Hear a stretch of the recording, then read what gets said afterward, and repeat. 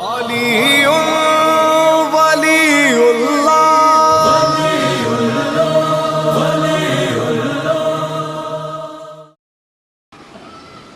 عزیزان محترم،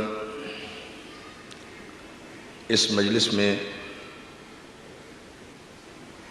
آپ حضرات کی سماعتوں کی نظر جو افکار کیے جا رہے ہیں وہ اسلام عشیر سے غدیر تک، اور یہ تاریخی عنوان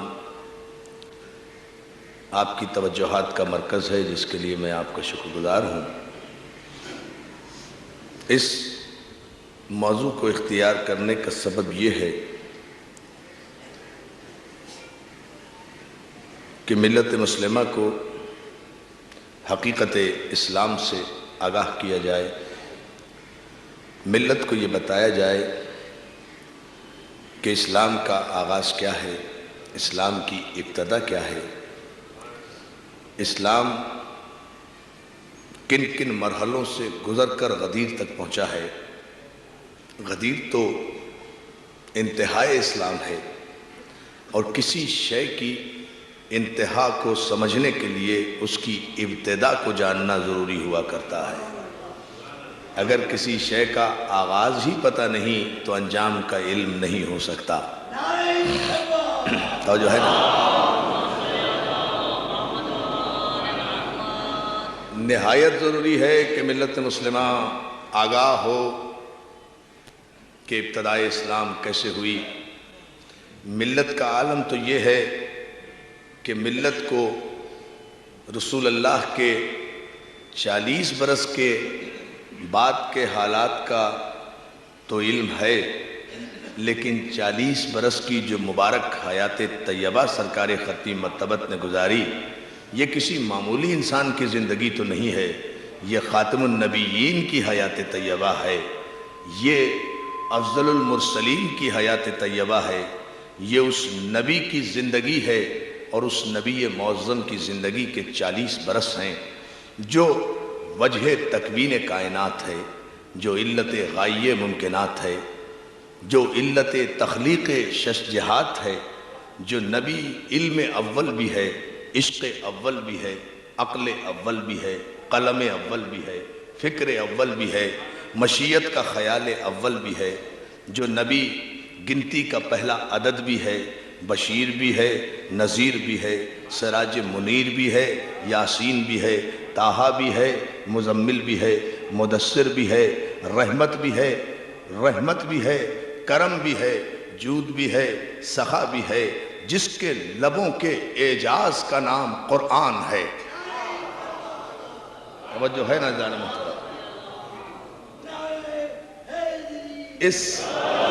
اس نبی معظم کے لبوں کے اعجاز کا نام قرآن ہے۔ یہ وہ نبی ہے۔ عزیزان محترم، لوگ کہتے ہیں، بات سمجھ میں نہیں آتی کہ لوگوں کو اپنے ہی لکھے ہوئے بات پر تردید کرتے ہوئے یہ خیال کیوں نہیں آتا کہ ہم پہلے کیا لکھ گئے، بعد میں کیا لکھ رہے ہیں۔ پر توجہ عزیزان محترم، لوگوں کو اپنی ہی بات پر خود یہ خیال کیوں نہیں آتا کہ ہم اگر سیرت النبی لکھنے بیٹھے ہیں تو ہم پہلے صفحات میں کیا لکھ گئے، آخر میں خود اپنے ہی لکھے ہوئے کی تردید کرتے ہیں۔ پہلے تو سب یہ لکھتے ہیں کہ حضور جب اس دنیا میں تشریف لائے اور جناب آمنہ کی گود میں یہ کائنات کی سب سے بڑی نعمت آئی تو اس وقت آتش کدہ فارس ٹھنڈا ہو گیا، اس وقت قصر قیصر کے 14 کنگرے گر گئے، 14 مینارے زمیں بوس ہو گئے، آتش کدہ فارس ٹھنڈا ہوا۔ بڑی توجہ، یہ سامنے کی بات ہے۔ آتش کدہ فارس، وہ فارس کا، ایران کا وہ آتش کدہ جس میں 1000 برس سے آگ جل رہی تھی، سرکار تشریف لائے تو وہ آگ خود بخود بجھ گئی۔ قصر قیصر کے بادشاہ روم کے محل کے 14 کنگرے گر گئے۔ تو عزیزان محترم، آنے والے نے تو خود آگ کو ٹھنڈا کر کے بتایا کہ جہنم سے بچانے والا آیا ہے۔ قصر قیصر کے 14 میناروں کو گرا کر بتایا کہ اکیلا نہیں آیا، 14 ساتھ لایا ہے۔ توجہ جانے ہے نا توجہ۔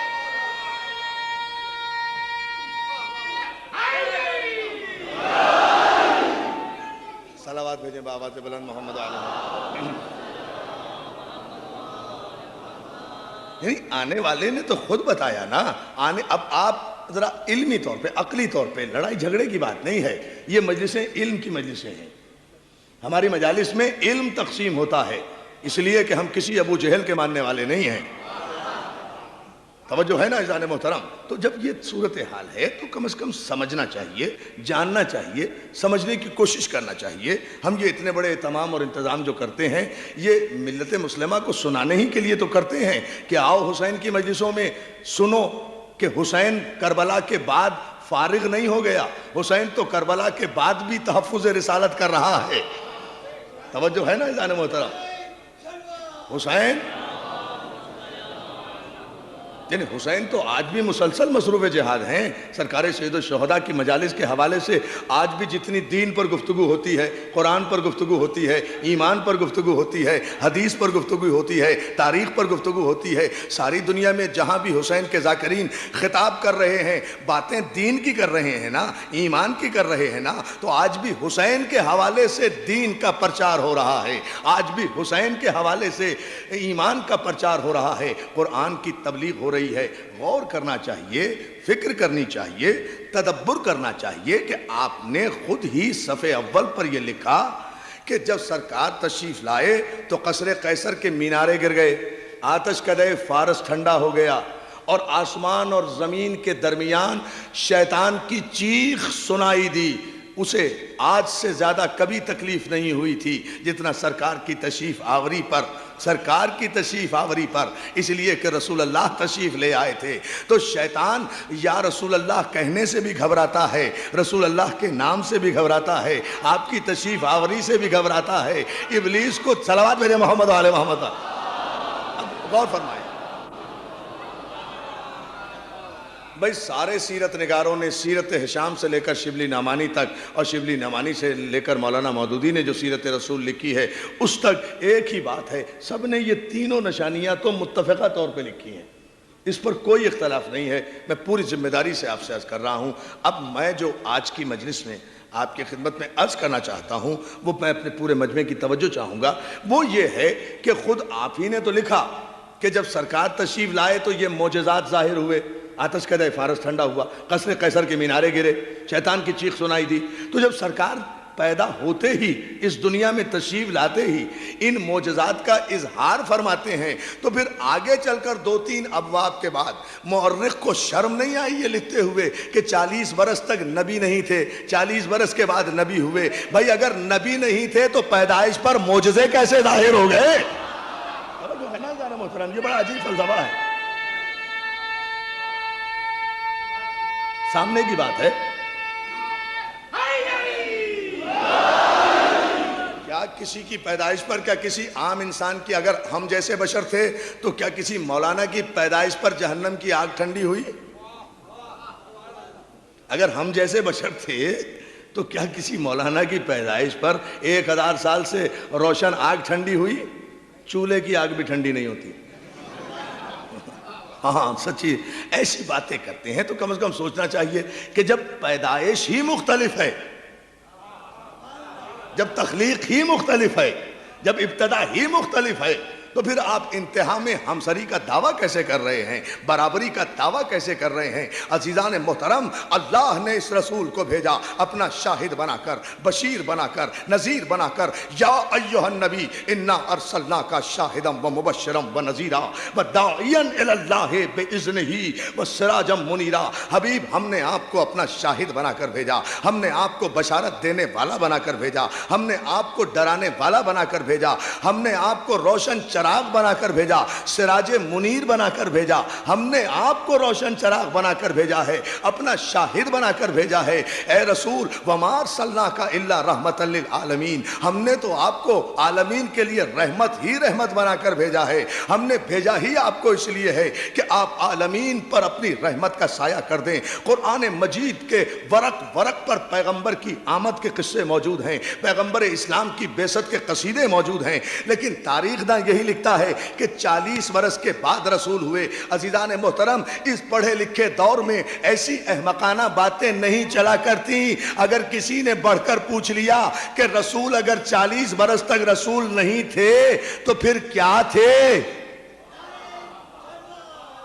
اللہ اللہ اللہ اللہ، بہت توجہ بھئی۔ اگر کسی نے یہ پوچھ لیا اس پڑھے لکھے دور میں کہ رسول 40 برس تک رسول نہیں تھے تو پھر کیا تھے؟ ایسا ہی سناٹا ہوگا جیسے اس وقت ہے نا واقعی۔ یعنی بڑا لرزا دینے والا سوال ہے بھائی، یہ کوئی معمولی سوال نہیں ہے۔ سوچنا پڑے گا کہ بھئی اگر رسول نہیں تھے، بھئی عرفان حیدر عابدی جب تک مولا کا ذاکر نہیں تھا تو طالب علم تھا، کالج میں گیا ہوگا، اسکول میں گیا ہوگا، یہی ہوگا نا۔ لیکن رسول کے لیے کیا کہیں گے کہ جب رسول نہیں تھے تو پھر کیا تھے؟ آپ جن اخباریوں اور اشتہاریوں کو لیے پھرتے ہیں ان کے لیے تو بہت آسان ہے یہ کہہ دینا کہ وہ لوگ 40 برس تک مسلمان نہیں تھے تو کافر تھے۔ بہت توجہ عزیزان محترم، بھئی رسول کے لیے کیا کہیں گے؟ رسول کے لیے کیا لفظ؟ نبی نہیں تھے، پیغمبر نہیں تھے تو 40 برس تک کیا تھے؟ اب سب خاموش ہو جائیں گے۔ اگر آپ کہیں گے زیادہ زیادہ احترام میں کہ صاحب نہیں مسلمان تھے، اچھا مسلمان تھے تو کس کے تھے؟ مسلمان تو اسے کہتے ہیں جو رسول کا کلمہ پڑھے۔ رسول نے کس کا کلمہ پڑھا؟ بھائی توجہ کریں عزیزان محترم، مسلمان تو اسے کہتے ہیں جو محمد رسول اللہ کا کلمہ پڑھے۔ رسول نے کس کا کلمہ پڑھا؟ آپ کہیں گے جناب ابراہیم کا کلمہ پڑھا، تو جناب ابراہیم کا اگر رسول کلمہ پڑھیں تو پھر ابراہیم کے امتی ہو جائیں تو افضل المرسلین نہیں رہ سکتے۔ صلوات بھیجیں بآواز بلند، دیکھیں غور کریں ان افکار پر، ہے نا توجہ آپ کی عزیزان محترم؟ تو کیا کہیں گے آپ؟ مسلمان بھی نہیں کہہ سکتے، مومن بھی نہیں کہہ سکتے۔ رسول نے کسی کا کلمہ پڑھا ہی نہیں۔ رسول تو کلمہ پڑھانے کے لیے آیا ہے، کلمہ پڑھنے کے لیے تو نہیں آیا۔ اس خاندان کا مقصد تخلیق ہی یہ ہے کہ یہ کلمہ پڑھائے۔ یہ خاندان کلمہ پڑھنے کے لیے نہیں آتا۔ آپ سارا زور کیوں دے رہے ہیں کہ ابو طالب نے کہاں کلمہ پڑھا، عبداللہ نے کہاں کلمہ پڑھا، عبد المطلب نے کہاں کلمہ پڑھا؟ میں پوچھ رہا ہوں رسول اللہ نے کہاں کلمہ پڑھا؟ تو اگر بغیر کلمہ پڑھے ہوئے رسول ہو سکتا ہے، صلوات بھیجیں نا محمد و آل محمد، بغیر کلمہ پڑھے ہوئے۔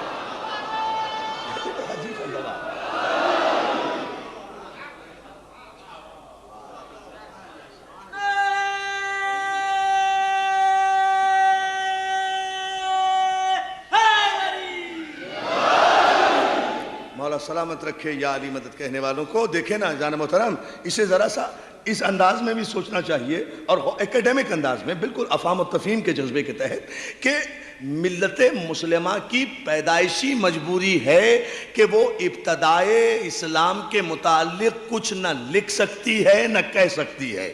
اس لیے کہ جو بھی مورخ بنا، جو بھی محدث بنا، جو بھی راوی بنا، وہ تو مسلمان ہونے کے بعد بنا ہے نا۔ اور مسلمان وہ اس وقت ہوا ہے جب رسول نے اعلان رسالت کیا ہے۔ اعلان رسالت سے پہلے تو خیر سے کوئی بھی مسلمان نہیں تھا نا، سب کافر ابن کافر تھے۔ توجہ ہے نا عزیزان محترم؟ سب کافروں کی اولادیں تھے، سب کے قبیلے کفری میں مبتلا نظر آ رہے تھے۔ اور دیکھیں یہ عجیب ایک حقیقت ہے عزیزان محترم، خانہ کعبہ میں 360 بت رکھے ہوئے تھے، سارے مسلمانوں نے لکھا۔ خانہ کعبہ میں 360 بت رکھے ہوئے تھے، اور مصر کا اسکالر جامعہ ازہر کا یہ کہتا ہے کہ یہ 360 بتوں کی تعداد اس لیے ہو گئی تھی کہ ہر قبیلہ اپنے نام کا بت بڑھاتا جاتا تھا۔ یہ بڑھتی چلی گئی جو بتوں کی تعداد، وہ یہ ہوتا تھا کہ ہر قبیلہ اپنا بت ضرور رکھا کرتا تھا، بھئی یہ ہمارا بت ہے، وہ تمہارا بت ہے، اور جو جتنا بڑا قبیلہ ہوتا تھا اس کا اتنا بڑا بت ہوتا تھا۔ جو قبیلہ بھی اکثریت میں ہوتا تھا اس کا تو بڑا ہی بت ہوگا نا۔ دیکھتے رہے چلیں صلوات بھیج دیں اچھا آپ محمد آل محمد۔ بھائی دیکھیں یہ مصر کے اسکالر نے کہا کہ صاحب خانہ کعبہ میں یہ بتوں کی تعداد اس لیے زیادہ ہو گئی تھی کہ جتنے قبیلے پیدا ہوتے رہتے تھے وہ اپنا ایک بت لا کے خانہ کعبہ کی دیوار پہ رکھ دیتے تھے، اور جو جتنا بڑا قبیلہ ہوتا تھا اس کا اتنا ہی بڑا بت ہوتا تھا، اور اس بت کا اسٹیٹس بھی اتنا ہی بڑا ہوتا تھا، اتنی ہی بلندی پہ وہ رکھا جاتا تھا. ہائے ہائے نہیں توجہ فرما رہے آپ، اتنی ہی بلندی پر وہ بت رکھا جاتا تھا جتنا اسٹیٹس میں قبیلہ بلند ہوتا تھا. جتنا چھوٹا قبیلہ اتنا چھوٹا بت، جتنا چھوٹا قبیلہ اتنا چھوٹا بت، اتنی ہی چھوٹی جگہ اسے ملا کرتی تھی. جتنا بڑا قبیلہ اتنا ہی بڑا بت، اتنی ہی بڑی جگہ اسے ملا کرتی تھی. اس لیے یہ سینکڑوں ہزاروں برسوں سے عرب کی تہذیب، عرب کے کلچر میں یہ بات سما گئی تھی. جو بھی نیا قبیلہ پیدا ہوتا تھا، عرب تو سارا قبیلوں ہی میں بٹا ہوا تھا نا. یہ تو پیغمبر اسلام کی تعلیمات کا صدقہ ہے کہ جس نے سارے قبیلے کے بتوں کو توڑ کر انسانوں کو ایک امت مسلمہ اور امت واحدہ کی صورت میں پرو دیا. یہ تو سرکار رسالت مآب کا کمال ہے نا، یہ تو آپ کی تعلیمات کا کمال ہے نا کہ آپ نے انسانوں کے قبیلے کو جو تقسیم تھا اسے ایک انسانیت کی ڈوری میں پرو دیا. اس سے پہلے تو جزیرہ نما عرب، آپ تاریخ عرب اٹھا کر دیکھ جائیے، قبیلوں ہی میں تقسیم تھا، قبائل کی زندگی گزارا کرتے تھے. عزیزان محترم توجہ چاہتا ہوں، جب مصر کے عالم نے یہ بات لکھی تو میں نے بڑے غور سے اس جملے پر توجہ کی کہ یہ تو بڑی کام کی بات ہے. یہ جب طے ہو گیا تاریخی اعتبار سے، مسلمانوں کا ایک مفکر یہ لکھتا ہے کہ خانہ کعبہ میں ہر قبیلے کا بت موجود تھا، یعنی جتنے بھی بت پرست قبیلے تھے. بھائی بڑا فیصلہ لے رہا ہوں، آپ توجہ فرمائیں. جتنے بھی بت پرست قبیلے تھے ان سارے قبیلوں کا بت خانہ کعبہ میں موجود تھا. جتنے بھی کافر قبیلے تھے ان کے بت وہاں موجود تھے. جو بھی بتوں کے پجاری قبیلے تھے تو جو جتنا بڑا قبیلہ ہوتا تھا اس کا اتنا بڑا بت تھا. اسی لیے بنی امیہ کے قبیلے کا بت عزا تھا. عزا وہ بڑا بت تھا جو سب سے زیادہ بلندی پر رکھا ہوا تھا، جسے ابو طالب کے بیٹے نے مہر نبوت پر چڑھ کر توڑا تھا. بہت توجہ.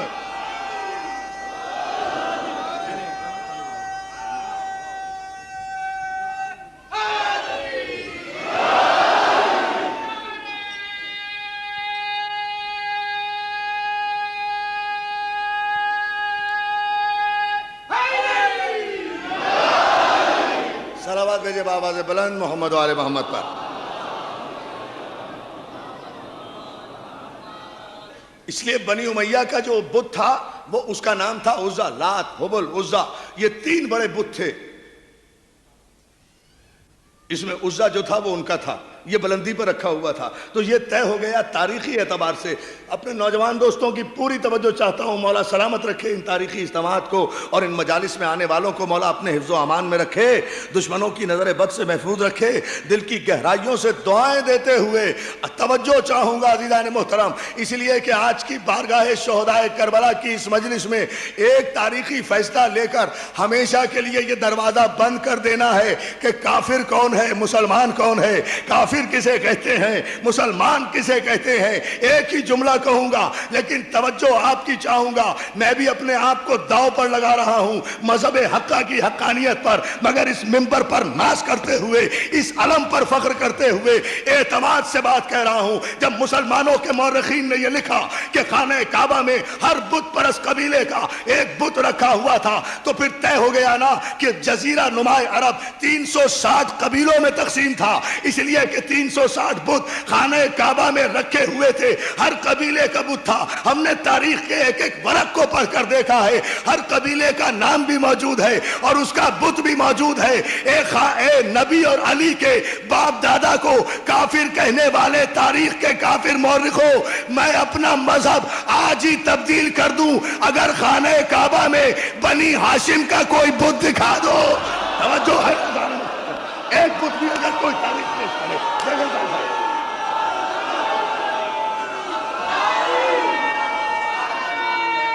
بھائی بہت توجہ ہے،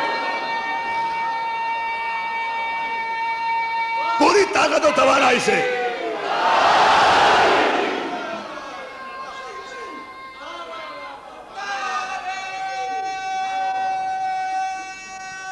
دونوں ہاتھ بلند کر کے اپنے مذہب کی حقانیت پر یہاں سے وہاں تک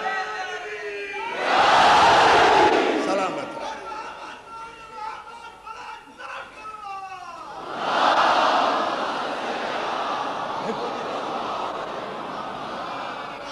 بھائی بنی ہاشم کا قبیلہ تو سلامت رہو، سلامت رہو. بھائی بنی ہاشم کا مولا سلامت رکھے یا علی مدد کہنے والوں کو انہیں اپنے حفظ و امان میں رکھے. عزیزان محترم یہ فکر ہے، یہ وہ منزل. نہ میں کبھی منع نہیں کرتا یا علی مدد کہنے سے.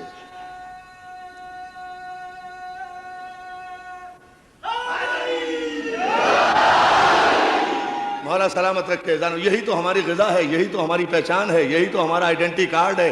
یہ ایک یا علی مدد ہی تو ہے جو کفر اور ایمان میں فرق کرتا ہے.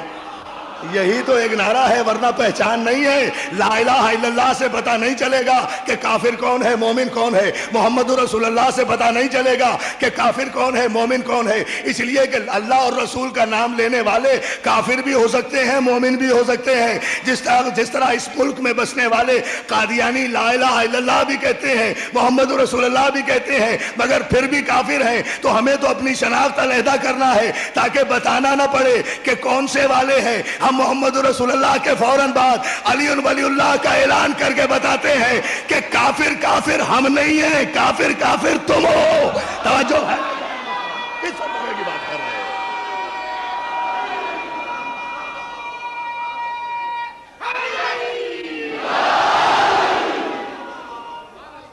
صلوات دیجیے بابا سے بلند محمد و آل محمد.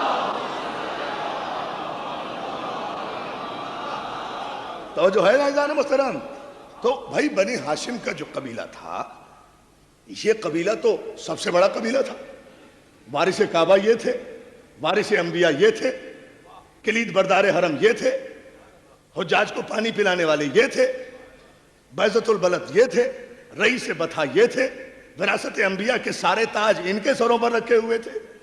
نسل اسماعیل یہ تھے، ذریت ابراہیم یہ تھے، شجرہ طیبہ یہ تھے، شجرہ طیبہ یہ تھے. واحد سلسلہ. ایک جملہ کہوں دوستو، مقام فخر ہے چکے اور سادات کے لیے تحفہ ہے یہ جملہ. دوستو یہ فخر تو پھر ہمیں ہی حاصل ہے نا. یہ تو صرف ہم ہی کہہ سکتے ہیں کہ جزیرہ نمائے عرب میں بعثت رسول سے پہلے صرف خاندان بنی ہاشم ایسا خاندان تھا کہ جس کے سلسلے شجرہ نسب کی کوئی کڑی درمیان سے ٹوٹی ہوئی نہیں تھی. توجہ ہے نا جان محترم؟ صلوات میرے بابا دے بلان. واحد قبیلہ تھا یہ. اس لیے کہ اس پر فخر کیا گیا ہے، اس پر فخر کیا ہے. سرکار ابو طالب نے اس کا اعلان کیا ہے جناب پیغمبر اسلام کا عقد پڑھاتے ہوئے جناب خدیجۃ الکبریٰ سے. یہی تو جملہ ابو طالب نے کہا تھا، الحمدللہ الذی جعلنا من ذریت ابراہیم و زرع اسماعیل. حمد و ثنا ہے اس خدا کی کہ جس نے ہمیں ذریت ابراہیم میں پیدا کیا، نسل اسماعیل سے جاری کیا. اس لیے کہ ہمارا شجرہ شجرہ طیبہ ہے. جو ہے نا جانو. تو یہ قبیلہ جو تھا عزیزان محترم، یہ قبیلہ افضل ترین قبیلہ تھا. قبیلہ بنی ہاشم نسل اسماعیل سے چلا آ رہا تھا. پورا سلسلہ موجود ہے. اور آپ تاریخ کے، پھر ایک بات عرض کروں، آپ تاریخ کے کسی بھی ورق کو اٹھا کر دیکھ جائیں، سارے ماہرین انساب کو بلا لیں، جتنے نسب ناموں کے ماہر گزرے ہیں یا جتنے ہیں اس دور میں موجود، سب کو بلا لیں. جو بھی کسی کا شجرہ لکھے گا نا، اسے چاہے 28ویں پشت میں ملائے، جا کر رسول اللہ سے ملائے گا، چاہے کھینچتان کر ملائے. اس لیے کہ ہر ایک کو پتا ہے کہ فضیلتیں حاصل کرنا، تخت حکومت حاصل کرنا اور بات ہے، حسب نسب کی شرافت حاصل ہونا اور بات ہے. وہ محمد مصطفیٰ کے بغیر نہیں ملتی. صلوات بھیجے محمد و آل محمد. یہ فلسفہ ہے. سب ملاتے ہیں شجرے وہیں، اسی جگہ اسی پیمانے پر جاتے ہیں. تو عزیزان محترم، یہ وہ قبیلہ بنی ہاشم ہے. لیکن اس قبیلے کا کوئی بت خانہ کعبہ میں دکھا نہیں سکتا. اب پتہ چلا آپ کو کہ وجہ کیا تھی؟ آخر 10,000 کا لشکر تھا رسول اللہ کے ساتھ. کچھ چھوٹے موٹے لشکر کے ساتھ تو مکے میں داخل نہیں ہوئے تھے. فاتح مکہ کی حیثیت سے جب سرکار تشریف لائے ہیں تو 10,000 مسلمانوں کا لشکر تھا جو مکے میں داخل ہوا ہے. یہی وجہ تھی، یہی وہ حقیقی وجہ تھی. بات نہ محبت کی تھی نہ رشتہ داری کی تھی، بات تھی شریعت کی. یہ جو علی کا انتخاب کیا ہے نا بت شکنی کے لیے، اللہ اللہ یہ جو بت شکنی کے لیے صرف علی ہی کا انتخاب کیا ہے نا، اور کسی کا انتخاب نہیں کیا. یہ کام کسی سے بھی کرایا جا سکتا تھا، لیکن رسالت جانتی ہے کہ تقاضۂ شریعت کیا ہے. کسی اور کا انتخاب کیا ہی نہیں جا سکتا تھا، اس لیے کہ اس 10,000 کے لشکر میں سے جتنے بھی تھے کسی نہ کسی قبیلے سے تو ہوں گے. ہر قبیلے کا بت وہاں موجود تھا. اس لیے اگر کسی کا بھی انتخاب کر لیتے اور اسے کہتے بھائی توڑو ذرا یہ اپنا بت، آخر 40 برس تک اس بت کو سجدہ کیا تھا. اگر بت آنکھوں میں آنکھیں ڈال کے کہہ دیتا شرم نہیں آتی؟ اتنے دن سجدے کر رہے ہو، آج توڑتے ہوئے آئے ہو. اسی لیے کسی کا انتخاب نہیں کیا. پیغمبر اسلام نے بت شکنی کے لیے مہر نبوت کو خم کیا ہے. ابو طالب کے بیٹے کو بلند کر کے کہا ہے یا علی میرے کاندھے پہ سوار ہو کر تم ان سارے بتوں کو توڑ دو، اس لیے کہ تمہاری آنکھ نے بتوں کو دیکھا ہی نہیں ہے. تم تو ساری کائنات میں وہ پہلے انسان ہو کہ جس نے آنکھ کھولتے ہی اگر زیارت بھی کی ہے تو صورت محمد کی ہے. توجہ ہے نا عزیزان محترم؟ اس لیے بھئی یہ کیا بات ہے؟ ارشاد صاحب اتنے زور سے اٹھ کے کہتے ہیں صلوات بر محمد و آل محمد، اور آپ سب کی آواز بھی اکیلے ان سے زیادہ اونچی نہیں ہوتی. بلند آواز سے پڑھ دیا کریں درود محمد و آل محمد کو.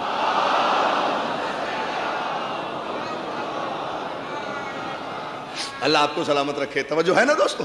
تو اس مرحلے پر ذرا سا ہمیں غور کرنا چاہیے، فکر کرنا چاہیے کہ یہ وہ کیفیت ہے جہاں سے آغاز اسلام ہوا. میں وہی عرض کر رہا تھا آپ کی خدمت میں کہ تاریخ کے مورخ کو اندازہ نہیں ہے کہ ابتدائے رسالت کی کیفیتیں کیا ہیں، آغاز رسالت کے حالات کیا ہیں. اس لیے کہ جتنے بھی راوی اور روایتیں اکٹھا ہوئی ہیں وہ تو سب اعلان رسالت کے بعد آئے ہیں نا. جب مسلمان ہوئے تو انہیں حالات اسلام کا پتہ چلا، تو انہوں نے تو صرف اتنا ہی دیکھا کہ پیغمبر اسلام کی خدمت میں آنا ہے، لا الہ الا اللہ کہنا ہے، محمد رسول اللہ کہنا ہے، مسلمان ہو جانا ہے، روٹی پانی فری مل جائے گا، خدیجۃ الکبریٰ کی دولت کا صدقہ ہے. بہت توجہ عزیزان محترم. مسئلہ کوئی زحمت تو تھی نہیں.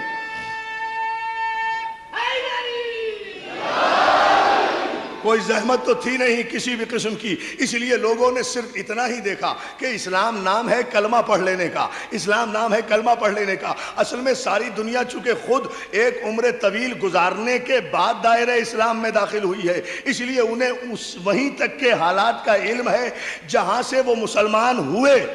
شرافت کا تقاضا تو یہ تھا کہ یہ نہ کہتے کہ پیغمبر 40 برس کے بعد رسول بنے، بلکہ فراخ دلی یہ تھی کہتے کہ ہم 40 برس کے بعد مسلمان ہوئے، ہم کیا جانے وہ کب سے رسول تھا.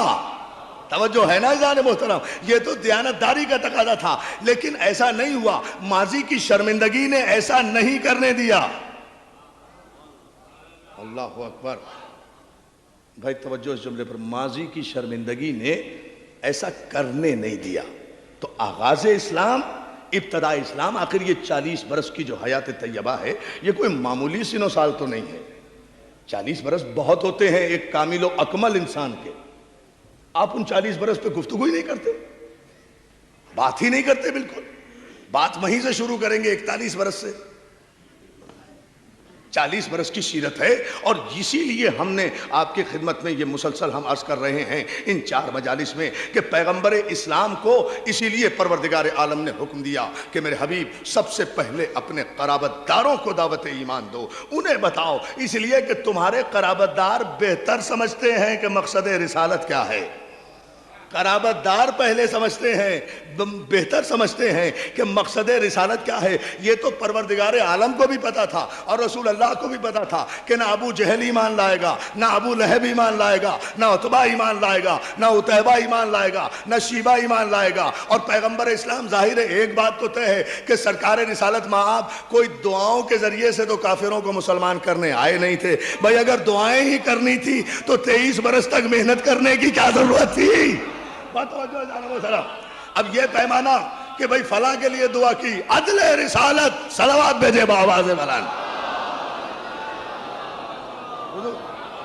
بہت شکر گزار ہوں آپ کو.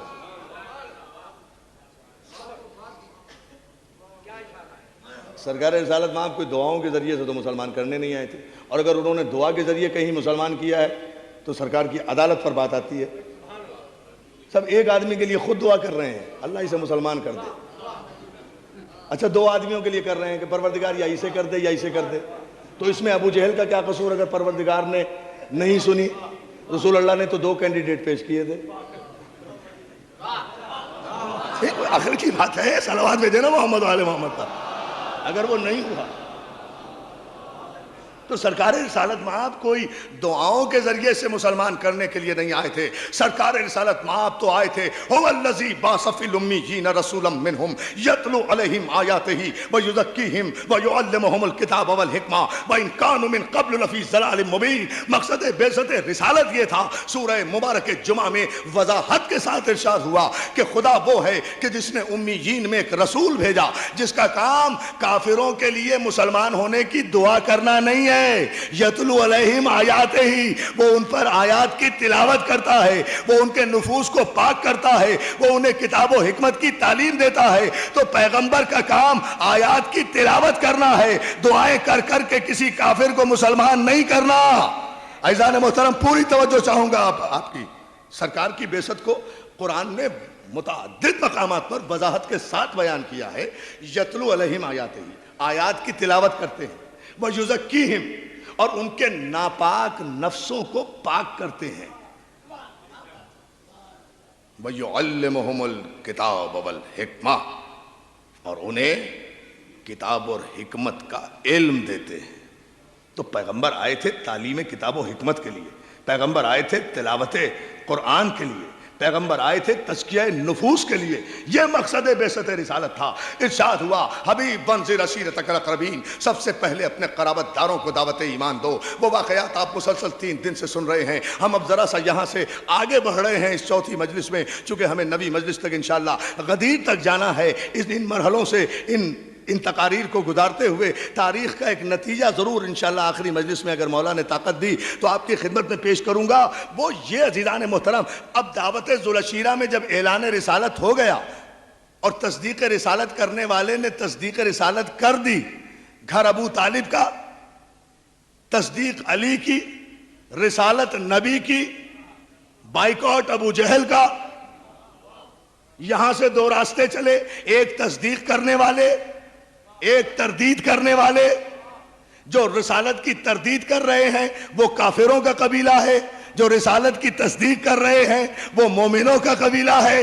تو یہ کافر قبیلہ جس نے مخالفت. اب دوستو مسئلہ کیا تھا کہ 3 دن سے ابو جہل اٹھا کر لے جا رہا تھا اپنے ساتھیوں کو کہ پیغمبر کی بات نہ سن سکیں، مگر ابو طالب نے آج مجبور کر دیا کہ وہ پیغمبر کی بات سنیں، اسلام کی دعوت ان کے کانوں میں پہنچے. اور علی کی تصدیق نے اس بات کو مستحکم کر دیا، اس لیے کہ مولا نے کہا یا رسول اللہ میں گواہی دیتا ہوں کہ آپ اللہ کے رسول ہیں. مولا میں گواہی دیتا ہوں میں آپ کی قدم قدم پہ مدد کروں گا. تو اب عزیزان محترم کافروں کے دل میں تو یہیں سے گرہ پڑ گئی نا، اس باپ کے خلاف بھی، اس بیٹے کے خلاف بھی.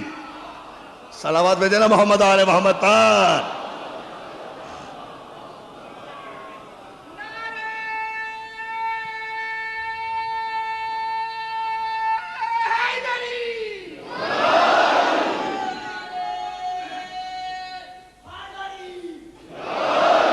اس باپ کے خلاف بھی گرہ پڑی، اس بیٹے کے خلاف بھی. اب دشمنی براہ راست کنورٹ ہو گئی،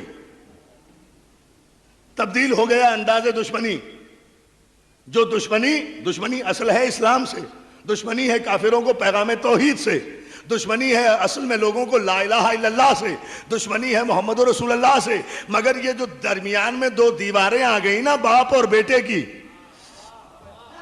بہت توجہ فرمائیں دوستو. نتیجہ دے رہا ہوں 5-10 منٹ میں، آج کی مجلس کا خلاصہ پورا ایک لمحہ آگے بڑھ رہے ہیں. اب یہ دشمنی کے انداز بدلے نا تو یہ جو دیوار بن گئے، یہ جو سپر بن گئے رسول کی، ایک باپ اور ایک بیٹا. باپ نے حمایت کا اعلان کر دیا، بیٹے نے تصدیق کر دی. اور خود تاریخ کا مورخ لکھتا ہے کہ 12 برس کی عمر میں پیغمبر اسلام کی تصدیق کی ہے علی نے. 12 برس کی عمر میں رسالت کا گواہ بنا رہا ہے ابو طالب کا بیٹا، تو معاشرتی، ایک جملہ کہوں گا، معاشرتی اعتبار سے 12 برس کی عمر میں علی نہ انڈیپینڈنٹ ہے نہ خود کفیل ہے، باپ موجود ہے، بیٹا تصدیق رسالت کر رہا ہے، ابو طالب کی ذمہ داری تھی۔ معاذ اللہ اگر ابو طالب ایسے ہوتے جیسا کہ یہ کافر کہتے ہیں تو اگر رسول کو نہیں روک سکتے تھے تو اپنے بیٹے کو تو کہہ سکتے تھے، ارے کیا باپ کے مذہب کے خلاف؟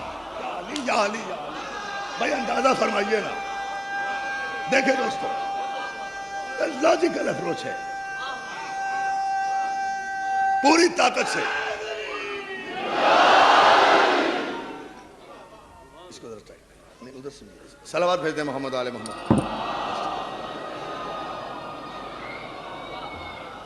مولا آپ کو سلامت رکھے، توجہ ہے نا، کم از کم بیٹے کو تو منع کر سکتے تھے نا کہ بیٹا یہ کیا گواہی دے رہے ہو اپنے باپ دادا کے ایمان کے خلاف۔ لیکن تاریخ میں جملہ یہ نظر آتا ہے کہ جب علی نے دعوت ذوالسیرہ میں 12 برس کی عمر میں پیغمبر کی تصدیق کی ہے،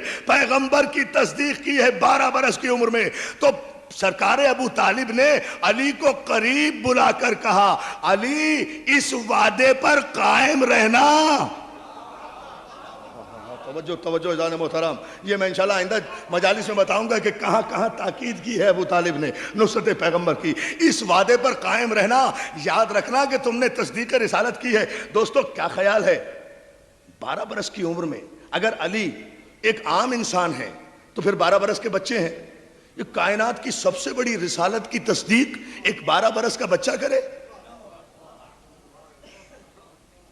تسلیم کرو، اور یہ رسول بھی کائنات کا رسول، آخری رسول پیغمبر اسلام علی کو قریب بلا کر اس تصدیق کو بھی تسلیم کرتے ہیں، اس گواہی کو بھی مانتے ہیں، اور علی نے جو مدد کا وعدہ کیا ہے اس پر یقین بھی رکھتے ہیں۔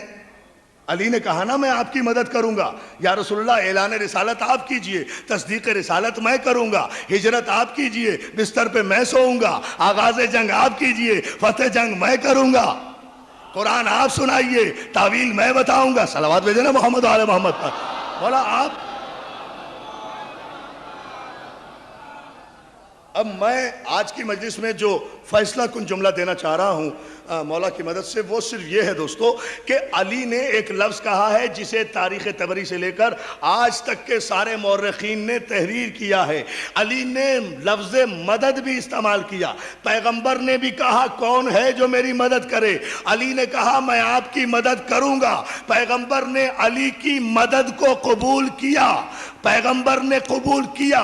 تو جب پیغمبر خاتم النبیین نے علی کی مدد کو قبول کیا تو تسلیم کر لیا نا کہ علی مددگار ہے، علی مشکل کشا ہے۔ تو جو 12 برس کی عمر میں خاتم النبیین کا مشکل کشا ہو، 12 برس کی عمر میں 12 برس کی، صلوات بھیجیں نا محمد آل محمد۔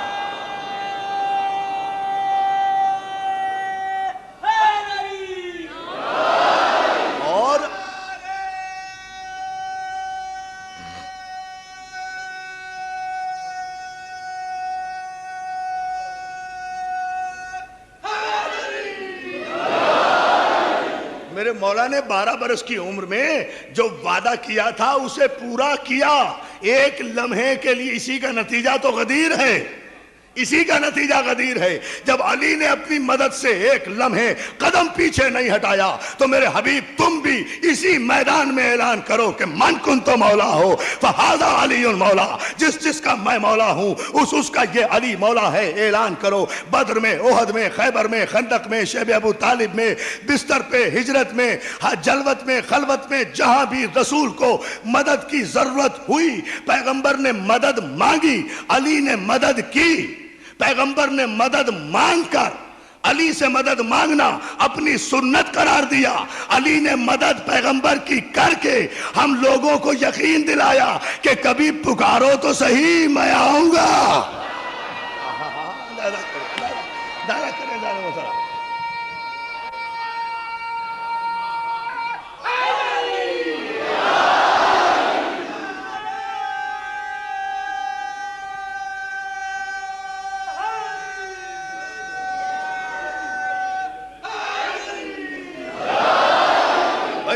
مولا اگر ہم مولا کو مدد کے لیے بلاتے ہیں تو پریشانی کیوں ہوتا ہے؟ مشکل میں ہم ہوتے ہیں، ہم جسے چاہیں بلائیں، لوگوں کو کیا پریشانی ہے اس سے؟ اب یا علی مدد ہم کہتے ہیں، ہم کسی اور کو تو نہیں کہتے کہ تم بھی یا علی مدد کہو، کہنے کی ضرورت ہی نہیں ہے، ہمیں کیا ضرورت ہے کہنے کی؟ جب وقت پڑے گا تو تمہارے بڑے بھی مدد کے لیے بلائیں گے، حیثیت کیا ہے جاننے کو، ہمیں کہنے کی ضرورت ہے نا؟ توجہ جانے کو بھئی یا علی مدد ہم کہتے ہیں.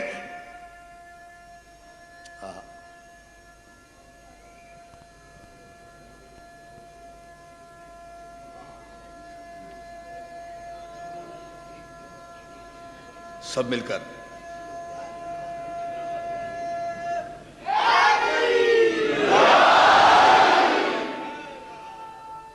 مولا کو بلاتے ہیں، معصوم کو بلاتے ہیں، کسی غیر معصوم کو مدد کے لیے نہیں بلاتے. بس اس میں بنیاد یہ ہے، کسی غیر معصوم کو مدد کے لیے نہیں بلاتے. علی کو مانتے ہیں تو پھر علی ہی کو مانتے ہیں. سخی وہی ہے جو سائل سے رد و قد نہ کرے. سنیں گے مصرے؟ یاد آ گئے اتفاق سے.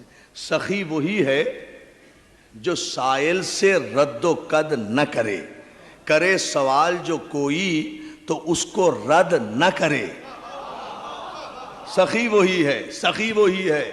آدھا کنواں خرید کے دینے والا سخی نہیں ہوتا.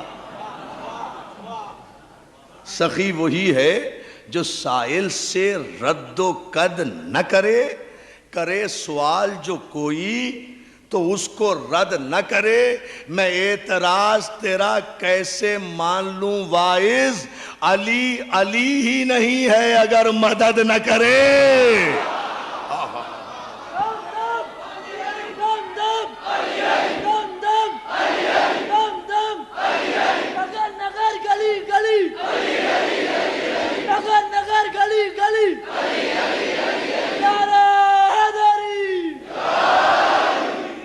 بلند ترین صلوات بھیجے محمد و آل محمد پر.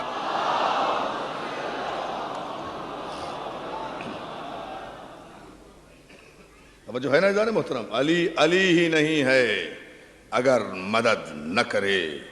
دین کی تصدیق علی نے کی، رسالت کی تصدیق علی نے کی، نبوت کی تصدیق علی نے کی، قرآن کی تصدیق علی نے کی، شریعت کی تصدیق علی نے کی. تو جب دین، نبوت، قرآن اور شریعت کی تصدیق علی نے کی ہے تو اس دین، قرآن، نبوت اور شریعت پر اگر کوئی آنچ آئے تو یہ ذمہ داری بھی علی ہی کی ہے کہ وہ شریعت کو بھی بچائے، دین کو بھی بچائے، قرآن کو بھی بچائے. یہ ذمہ داری بھی علی ہی کی ہے، یہ ذمہ داری بھی علی ہی کی ہے. اور علی کہتے ہی اسے ہیں جو ہر روپ میں سامنے آئے. اور جو ہے نا دوستو، دین پر وقت آیا علی سامنے، شریعت پر وقت آیا علی سامنے، قرآن پر وقت آیا علی سامنے، نبوت پر وقت آیا علی سامنے. کربلا اسی کا تو نتیجہ ہے کیا کربلا میں سوائے ابو طالب کے؟ ہے کیا کربلا میں سوائے ابو طالب کی اولاد کے؟ چاہے کوفے میں مسلم ہو، چاہے کربلا میں اون و محمد ہوں. آپ کو تو پتہ ہے نا آج محرم کی 4 تاریخ ہے. آپ تو رونے آئے ہیں نا، ان بچوں کو رونے آئے ہیں جن پہ ماں نہیں روئی.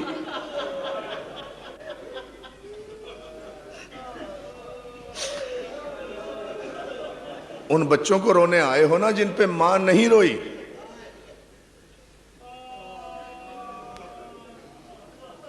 جو غیر سید ہیں ان کا احسان ہے، لیکن جو سادات ہیں وہ یہ جملہ سن لیں، ان پر رونا آج اون و محمد پہ واجب ہے. سادات پر بڑا احسان کیا ہے زینب نے، سادات پر بڑا احسان کیا ہے زینب نے. زینب نے کہا پروردگار میری نسل منقطع ہو جائے مگر میرے حسین کی نسل باقی رہے.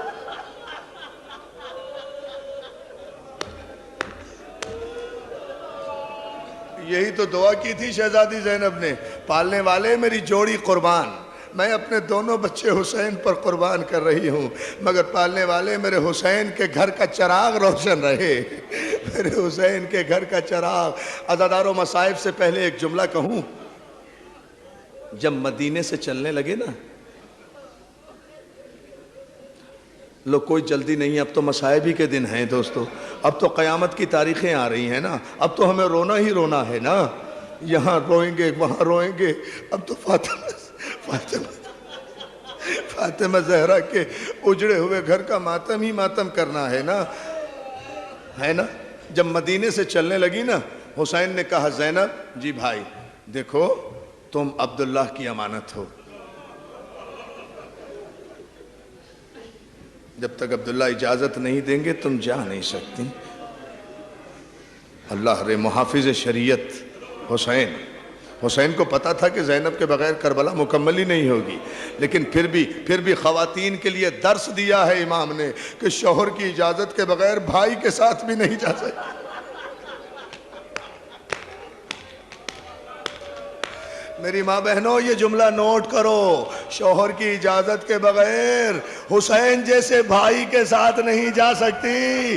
چلتے چلتے حسین نے پیغام دیا ہے۔ عزادارو زینب نے اتنا سنا، چادر سر پہ رکھی، جناب عبداللہ علیل ہیں، جناب عبداللہ بہت احترام کیا کرتے تھے، علی کی بیٹی تھی نا، جناب عبداللہ فرش علالت پر ہیں، اپنے بستر پہ آنکھیں بند کیے ہوئے لیٹے ہیں۔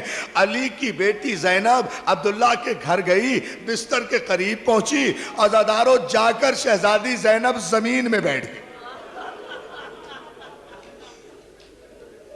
آج پہلا موقع ہے کہ جناب زینب فرش پر زمین میں بیٹھ گئی، زمین میں بیٹھی رونے لگی۔ زینب کے رونے کی آواز سے عبداللہ کی آنکھ کھلی، چونک کر بستر پہ اٹھ بیٹھے۔ ارے شہزادی علی کی بیٹی تم اور زمین پر بیٹھی ہو؟ علی کی بیٹی تمہیں پتہ نہیں ہم تمہارا کتنا احترام کرتے ہیں، تم فرش پہ کیوں نہیں بیٹھی؟ عزادارو میری طرف دیکھنا، آنسو برداشت نہیں کر سکو گے۔ آج پہلی مرتبہ 18 بھائیوں کی بہن نے اپنی دامن پھیلایا عبداللہ کے سامنے، اپنا دامن پھیلا کر کہتی ہے یبن امی انی آتیتو علیک سائلا اليوم، اے چچا کے بیٹے آج زینب تیرے سامنے سوالی بن کے آئی ہے، میرے دامن کو بھر دے، مجھے خالی نہ لوٹانا۔ عبداللہ کہتے ہیں زینب حکم کرو، عبداللہ میرا بھائی جا رہا ہے۔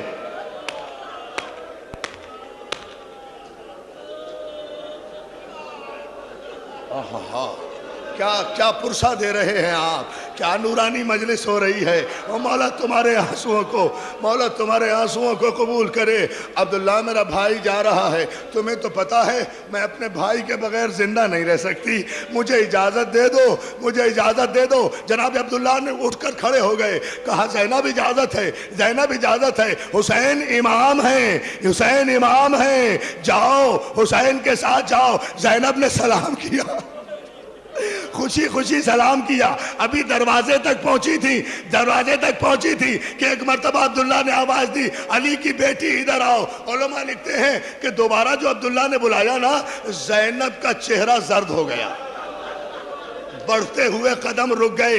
ارے کہیں عبداللہ کا ارادہ نہ بدل گیا ہو، کہیں عبداللہ بیماری کے بہانے مجھے روک نہ لے۔ لرزتی ہوئی آئی، ہاتھوں کو جوڑ کر کہتی ہے میرے وارث کہیں ارادہ تو نہیں بدل گیا، آپ نے تو اجازت دے دی تھی۔ جناب عبداللہ نے کہا نہیں زینب یہ نہیں ہے۔ آواز دی بیٹا آنو محمد ادھر آؤ۔ دونوں بیٹے باپ کے پاس آئے۔ زینب جب کربلا میں قربانیوں کا دن آئے، ان کو میری طرف سے، محمد کو اپنی طرف سے، حسین پر قربان، جزاک اللہ۔ کیا پرسہ دے رہے ہو؟ مولا تمہیں سلام، میرے دعا کرو میرے مولا مجھے طاقت دو میں یہ جملہ پڑھ سکوں۔ عزادارو میں اونو محمد کی شہادت تو نہیں پڑھ سکتا، شہادت المحسن میں پڑھوں گا انشاءاللہ۔ ایک جملہ سن لو، بہت پرسہ ہو گیا۔ زینب اون کو میری طرف سے، محمد کو اپنی طرف سے حسین پر قربان کر دینا۔ دونوں بچوں کو ساتھ لیا۔ جب بچے باپ کو سلام کرنے لگے تو جناب عبداللہ اونو محمد کو گلے سے لگا کر کہتے ہیں اونو محمد جی بابا، بیٹا دوہری ذمہ داریاں ہیں تمہاری۔ بابا کیسی؟ بیٹا تم جعفر طیار کے پوتے ہو اور حیدر کرار کے نواسے ہو۔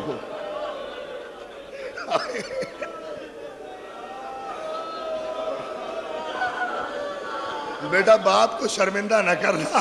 عزادارو آج اونو محمد اپنا وعدہ پورا کر رہے ہیں. اجازت مل گئی, مختصر کیا میں نے, اجازت ملی اونو محمد کو. اون کو عباس نے گھوڑے پہ سوار کیا, محمد کو حسین نے گھوڑے پہ سوار کیا. دونوں بچے چھوٹے چھوٹے نیمچے اپنے کمر میں لگائے ہوئے کربلا کی طرف روانہ ہوئے. راستے میں دونوں بھائی مشورہ کر رہے ہیں, بھیا بابا کا قول یاد ہے؟ محمد کہتے ہیں کیا بھائی؟ بابا نے چلتے ہوئے کہا تھا ہم حیدر کرار کے نواسے ہیں, ہم جعفر طیار کے پوتے ہیں. بھیا پھر آج ایسی جنگ کریں گے کہ دشمنوں کو حیدر کرار یاد آئیں گے.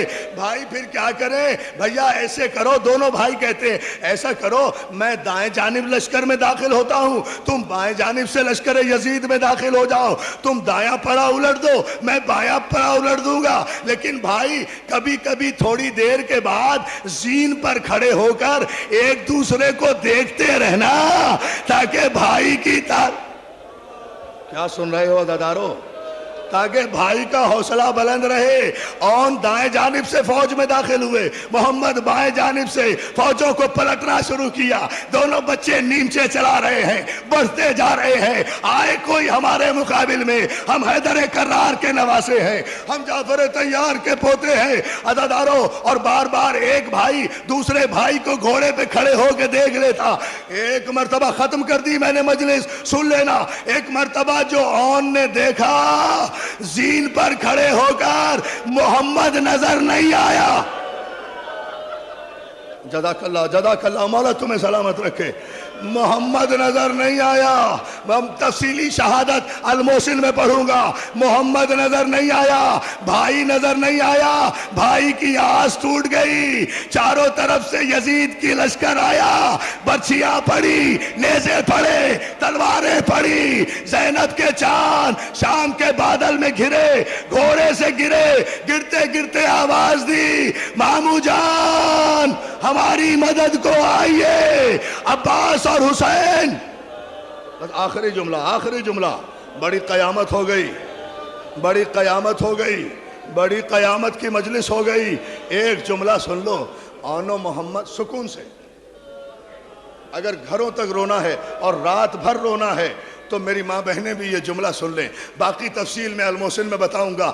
دوستو جب حسین اور عباس بھانجوں کے لاشوں پہ پہنچے ہیں نا, تو دیکھا زینب کے چاند سر سے پاؤں تک خون میں نہائے ہوئے ایڑیاں رگڑ رہے ہیں. کبھی ایک پاؤں اٹھاتے ہیں, کبھی دوسرا پاؤں اٹھاتے ہیں. جیسے ہی حسین نے کہا بچوں حسین آ گیا, عباس نے کہا اونو محمد عباس آ گیا. دونوں بچوں نے اپنے زخمی ہاتھ اٹھائے, اپنے ماموں کو سلام کیا. ماموں جان آداب, بڑے ماموں سلام, چھوٹے ماموں سلام. آخری جملہ عزادارو سر پیٹو گے, قیامت آئے گی اس امام بارگاہ میں مصائب کی. اگر ایک جملہ سن لیا, ایک جملے سے زیادہ میں نہیں پڑھ سکوں گا. دونوں بچوں نے کہا ماموں جان ذرا نیچے ہو جائیے, ہم سے بولا نہیں جاتا, ہمیں ایک بات کہنی ہے, ہمارا ایک پیغام اماں کو دے دینا. حسین نے اپنے کان اون کے لبوں سے لگائے, عباس نے اپنا گوشے مبارک محمد کے لبوں سے لگایا. جب حسین اور عباس بھانجوں پہ جھکے, اون کا زخمی ہاتھ اٹھا حسین کے سر پر, محمد کا زخمی ہاتھ اٹھا عباس کے سر پر. دونوں بھانجوں نے حسین اور عباس کے سروں پہ ہاتھ رکھ کے کہا مامو جان ہم دریا پہ ضرور گئے تھے, مگر آپ کے سر کی قسم ہم نے پانی نہیں پیا.